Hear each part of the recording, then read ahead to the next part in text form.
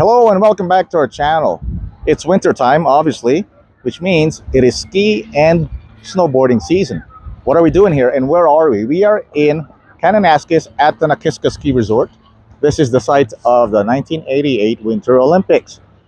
And for those of you who want to try snowboarding or skiing or any other winter activity, this video is for you because we're going to show you how to save money. You know, when you go on a ski trip like this, it is not cheap. So we're going to show you how to save money if you want to engage in this kind of winter activity. It doesn't always have to be really expensive. You can make it affordable if you want to, and we're going to show you how. Also, we're going to show you the basics of packing, the essentials, and which to bring. And third, we're going to give you a quick snowboarding lesson for those of you who want to get started. It's not going to be a full lesson on how to go snowboarding and how to be an expert, but it's going to get you started. So let's start with the packing. And I'm going to take you along as we pack our gear. So first are the snowboards. If you decide to take this on and you want to try snowboarding for the first time, we suggest that you rent your snowboards first. So for the first few times, do it with a rental because most ski resorts have rentals for snowboards. And when you decide that this is something you want to do long term, that is the time you buy your own because they're not cheap, especially the good ones. They can be like from $250 to as high as $1,000. So rent first, and then when you think it's something you want to do long term, then buy your own. So for this packing purpose, we're gonna start from head to toe. So the very first one, and I think the most important, is helmet. So you need head protection, especially when you fall. And if you're just starting out, you are definitely going to fall multiple times. So you need this to protect your head. And then, of course, you need a good quality eye protection because, when the snow reflects the sun, you can have snow blindness. And if it's a windy day, the wind can dry your eyes. So you need eye protection. So don't forget this. I'm not sure. Do you know if they rent goggles? I think they do, right? I think they do. Some places do, some places don't. Yeah, so goggles aren't cheap as well. So good ones can run like $400 to $500. So you may want to rent first. And then of course you have to have a balaclava. So this is just something to protect your face when it's windy, especially when you're on the chairlift, because it can be very cold with the wind. And if nothing else, it protects your neck. You can always pull it up when it gets too cold, and you can pull it down when it's warmer. And then we go with a good quality breathable base layer. So it's the first layer that you wear, so it sticks directly to your skin. Well, not sticks, but it's directly in contact with your skin. So in the event that you sweat, your sweat evaporates quickly and your sweat would not freeze. Because the last thing you want to do is you start sweating as you're going down the hill, and then as you're riding the chairlift and it's really cold, your sweat will start to freeze. So you don't want that. That is a terrible thing to happen. So the base layer helps prevent that. The secret is also to bring layers, wear layers, because you can always strip down if it becomes warm. Yeah, don't wear a single layer of thick clothing or jacket because the temperature varies. The temperature can vary from cold to chilly, so cold, to freezing, to cool, to slightly warm, to if it's sunny, it can even get warm, so but different layers. Bring and wear different layers. But base layer first, and then you can wear a vest. So then if it becomes too hot or cold, you can strip it you can always remove it, unzip it. And a hoodie. The better type of hoodie to bring would be the zip-up one. It has a zipper in the middle, so you can zip it down if it gets too warm and zip it up when it gets too cold. Not the single piece hoodie without a zipper. That's a little, you have to Hard. take the whole thing off. It gets a little bit warmer. But with the zipper in the middle, you can just zip it up or zip it down anytime. Okay, now we go to the legs. So you also need thermal pants. So this will keep you warm, under your snow pants. So make sure you have a good quality thermal pants. And then thick winter snowboard socks. So these are warm socks. They'll keep your feet warm. All the way to your knees, actually. So if you can get long ones, get long ones. Long. Tubes, get long tube socks all the way to your knees. Okay, so now you have your base layers. Then you have your snowboard jacket. This one is called the shell.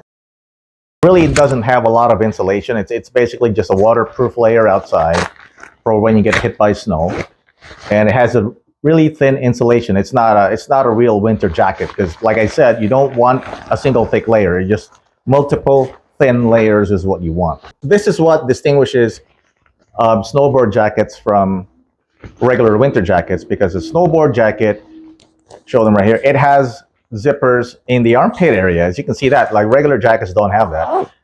Now, if you see winter jackets with zippers in the armpits, that tells you these are snowboard jackets, because like I said, if you start to sweat and it gets a little too warm, you can unzip. Look at that. See, and then you get ventilation underneath your arms or your underarm or armpits. If it's cold, you close it, and then if you get a bit warm, you can open and ventilate. So you don't it's actually overheat. if you can't see it from this far, it's actually like a screen mesh in there once you open the zipper. Yeah, so you don't overheat. Yeah, because it is a physical activity, so if you will exert some effort. And then before you wear your pants, knee pads. Wear it, when you fall on your knee. Sometimes we would put it like on our butt area if you fall on your butt. So when you're starting off, having knee pads is recommended. So then it adds an extra layer of protection. For so basically, you wear it on top of your thermal pants, but underneath your snow pants. So then you have your snow pants.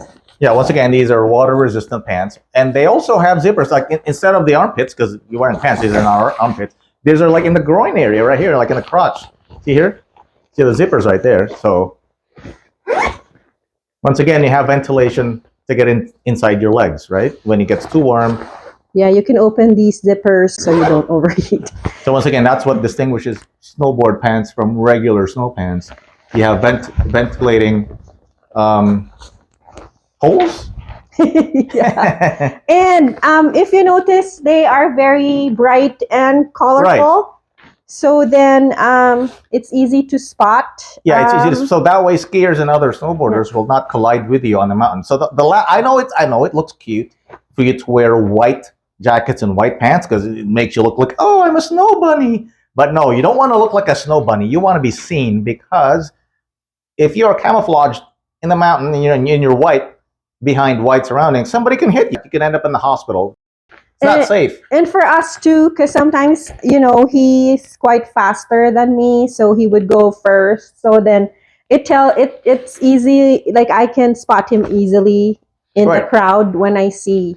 Yeah, if you get There's separated. That guy in green and yellow. Yeah, if you get separated on the mountain, you can spot your companion from really far away, because the colors distinguish themselves from the color of the snow. And then, of course, you need gloves to protect your hands. So these are snow gloves. So there. And then once you're all dressed up, of course, you need your snowboard boots. So for hygiene purposes, I'm not really sure if you want to rent. You know what I'm saying? So but you can. You can if you really want to, but Again, these things are not cheap. Every piece of equipment is not cheap. Yeah, So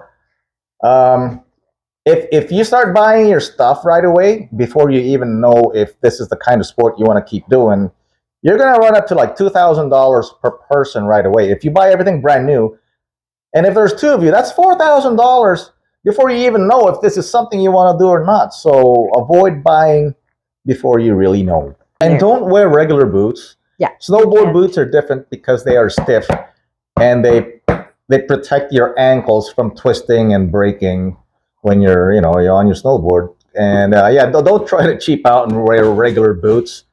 They're not going to work. No. So we have this bag that we put all our gear in. So then we just carry. Don't put them in your luggage. Don't put them together with the stuff that you regularly bring on your trips. You have to have a separate bag for your snowboarding stuff. And I believe we've covered everything. Okay, now let's pack everything and stuff them in the car. We're ready to go. By the time we arrive at the ski resort, it's probably going to be nighttime, so we better get going. The car is all packed. We have our cooler with our food, both our snowboards, our boots, and our luggage, and some snacks. So I think we're ready to head out. One option is to install a snowboard rack on top of your vehicle and have your snowboards on top of your car as you travel. However, it's much better you can fit them all inside your vehicle, because if you have your snowboards on top of your vehicle, it can increase your fuel consumption from 10 to 25%, especially at highway speeds. We're heading to Nakiska Ski Resort in Kananaskis, which is about a 4-hour drive from Edmonton, roughly 380 kilometers southwest, making it an easy and popular weekend escape into the Canadian Rockies.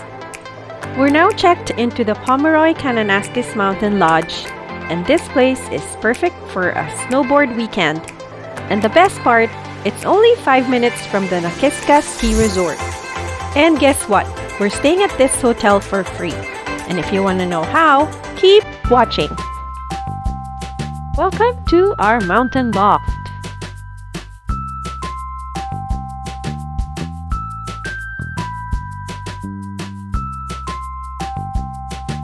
This room is huge and spacious enough to spread out all our gear.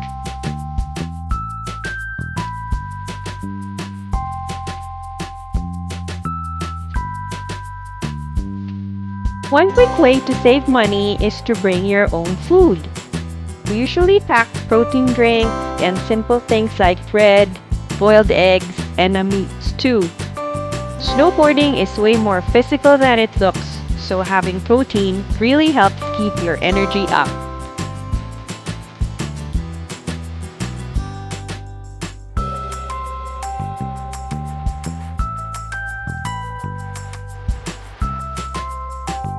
If you tend to travel a lot like us, it makes sense to sign up for hotel memberships, because every time you book a hotel room, you earn points, and then eventually you get a free room like this one. So this room is actually free, and it's one way to save money.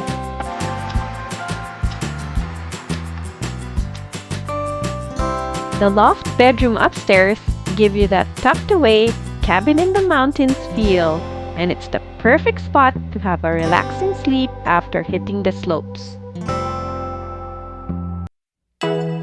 Wakey, wakey! It's mountain o'clock!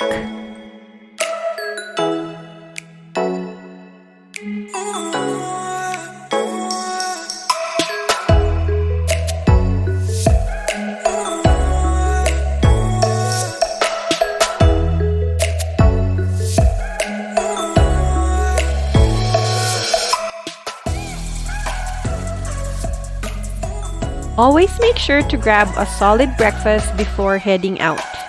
It makes a huge difference when you're spending the day on the mountains.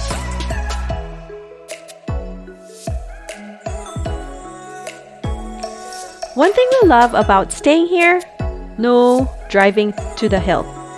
The hotel shuttle takes you straight to Nakiska, which means no icy parking lots and no stress. Just grab your boards and enjoy the ride.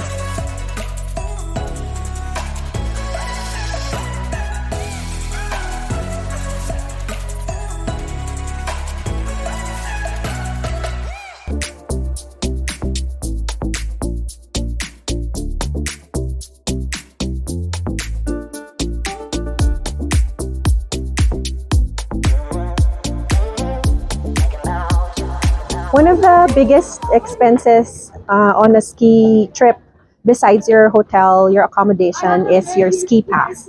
So you can see here in Nakiska, a full day adult ski pass for a day is $149 plus taxes. So that's over $300 for the two of us. And one of the best ways to save is to prepay or pre-book your ski passes on their website. So I got it for a half day rate, which is 119. Yeah, you save $30 per person. So for two of us, you 60. save, yeah, you save 60. $60. So now, one day. yeah, and then you just come here, and then they give you a barcode when you buy it online, and then we're just gonna pick up our passes. So you actually can add on like $5 each, so you can change your dates. It is refundable, but you pay the 20. You still save $10. So you add 20. Like if you end up not going, you just pay 20 to change the date. So instead of 149, you pay 139. So it still saves you money.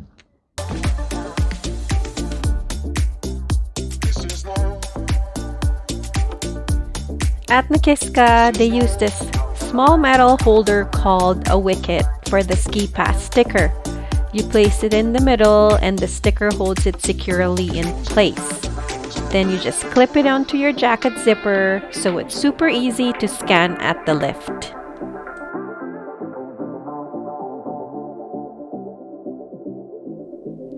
At other ski resorts like Lake Louise and Sunshine, ski passes are made of plastic paper and they use a zip tie to attach to your jacket.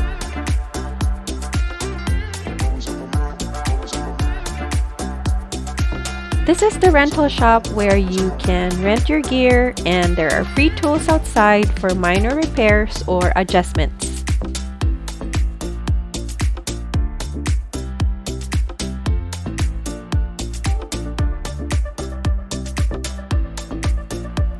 If it's your very first time, you won't be hopping on a chairlift right away. You'll start at the bunny hill, which has a conveyor belt, often called a magic carpet, that gently carries you up. The bunny hill is perfect for practicing the basics in a low-pressure space before moving on to the bigger lifts. So now we're ready to get on the chair, but first, you got to put on your snowboard. Now let's take a look at the bindings here. That's how you... These are the classic bindings. There's a lot more... a lot more advanced type of bindings that are available now, but this is the classic type, which you have to strap on. There's new ones right now that you just put your feet in and then it just locks in place when you pull the strap, and that's pretty much it. This is the old school, because we've been using this for 15 years, believe it or not. 16 years. And we go snowboarding every winter, and we've been using this for 16 years. And this is the safety. Yeah, that's a safety strap. So in case your bindings fail when you're riding the chairlift, well, your strap is going to hang on to your foot and it's not going to fall off the chair. Yeah, because the chairlift is pretty high. Yeah, your snowboard's not going to fall off the chair. But don't put them on both, because when you're riding a snowboard, you need to get to the chair first, and you need your other leg for it to line up.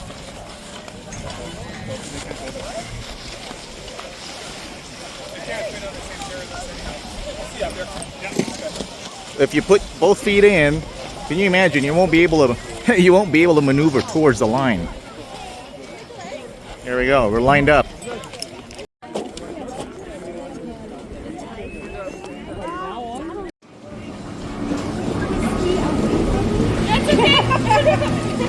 Because I'm like goofy.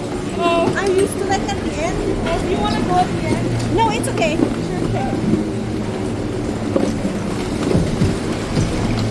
In riding the chairlift, once the people in front of you go, you've got to be quick. Okay. You've got to shuttle forward, line it up, and commit.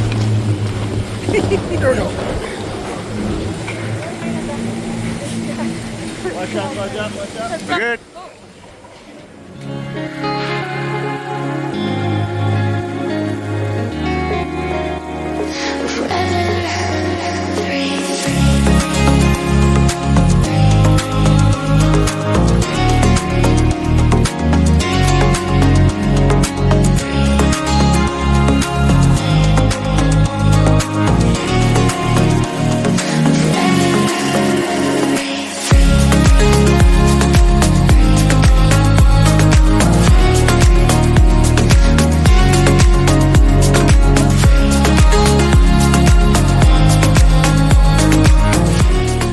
It's also always a good idea to take a quick look at the trail map and plan your route.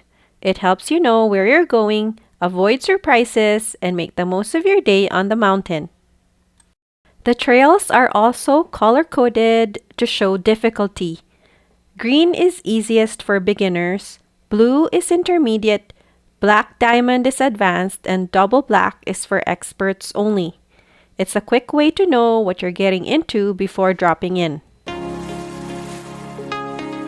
Alright, now it's time to strap in the other foot and let's get moving.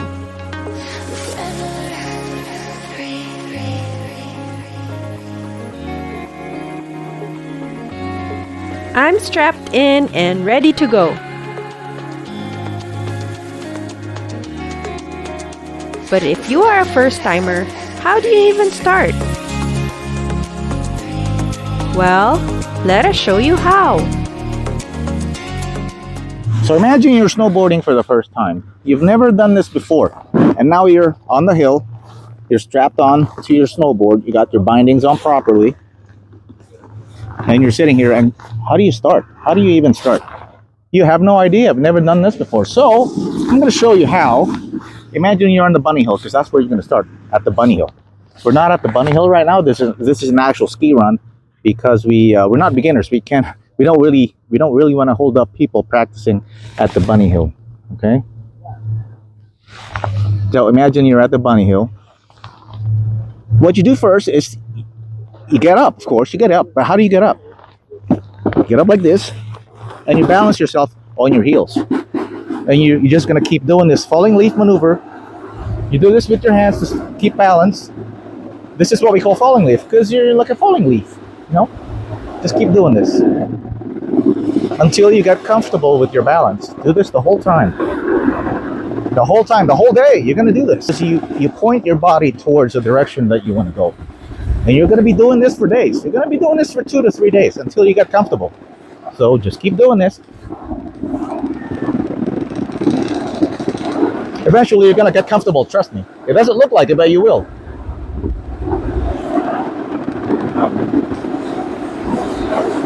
All right, so let's say 2 or 3 days after you have fully become comfortable with the falling leaf maneuver. I don't really know if it's called falling leaf. We just call it falling leaf because it looks like you're a falling leaf. All right, so now you're comfortable doing that.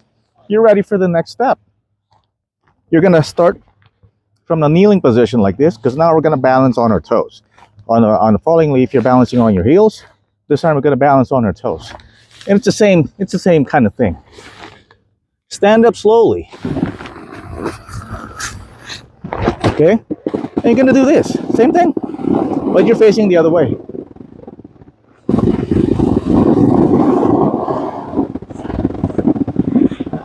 And once again, it's gonna take you 2 to 3 days to do this. Just master it for 2 to 3 days. Just keep doing it. I know it looks a little stupid, but it's the only way.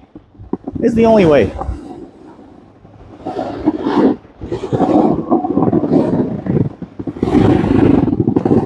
Now, let's say you started practicing in December and it is now February. You've been doing this for 2 months.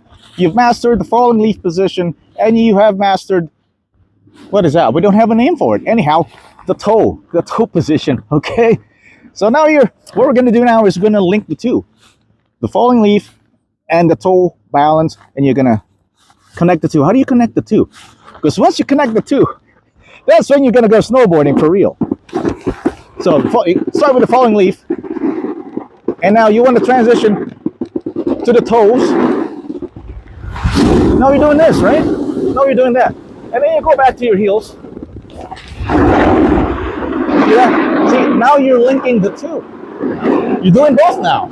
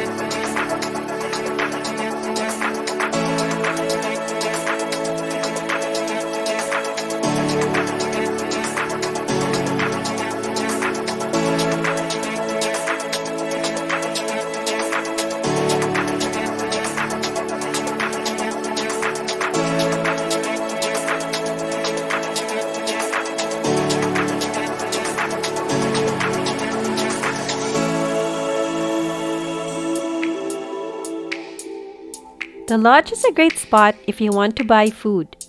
Downstairs is for fast food like burgers, hot dogs, and fries.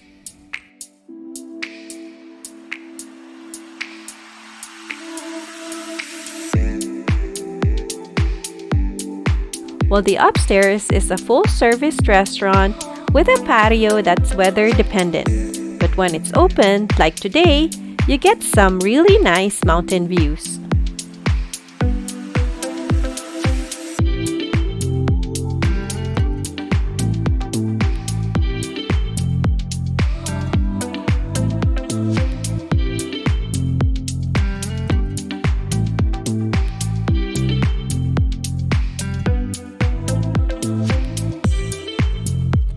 If you're trying to save some money, you'll notice a lot of people bring cup noodles. There's a hot water faucet right there, which makes it super convenient.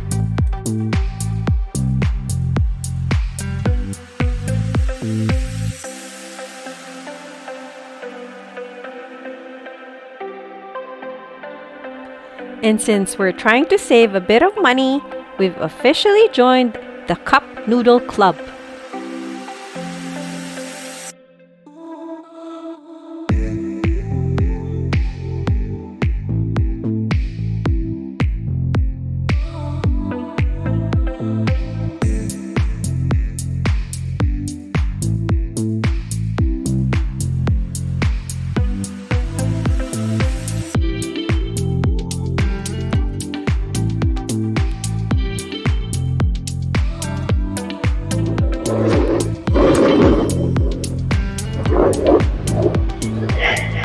After a few runs down the mountain, we're ready to call it a day here at Nakiska Ski Resort.